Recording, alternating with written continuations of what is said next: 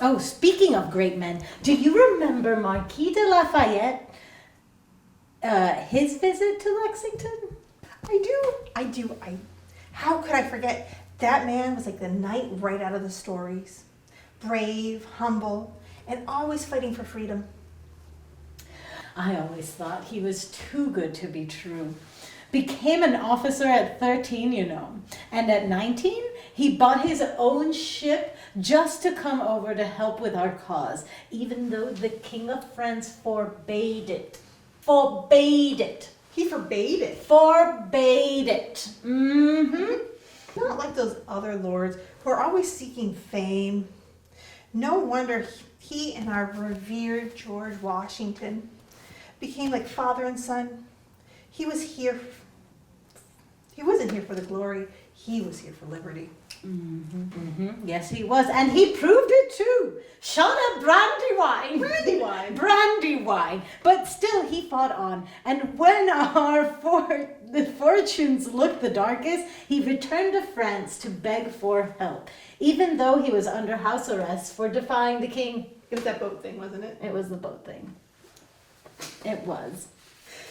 Of course, that was just for show. After all, he went on a hunting trip with the king and came right back with Rochambeau. More men and ships, enough to help secure the victory of Yorktown. All you have to do is take a man on a hunt. Especially a king. And after the revolution, he went back to help fight for freedom with his own people. He went back to France. He went back to France. He even drafted the Declaration of Rights of Man and Citizens with the help of Thomas Jefferson. Oh, but how things turned for him. The French Revolution got so ugly that he had to flee and ended up in an Austrian prison. Oh my God. I heard that Napoleon himself had to free him.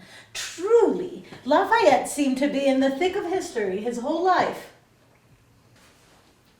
And when he came to Lexington for America's 50th birthday, it felt like all those stories came to life. The whole town was spotless. We scrubbed the streets so clean you could eat off of them. Flowers, banners, and every soul in their Sunday best. I remember the banner in the center of town. It said, "Welcome, friend of America, to the birthplace of liberty." I swear, I have never felt prouder.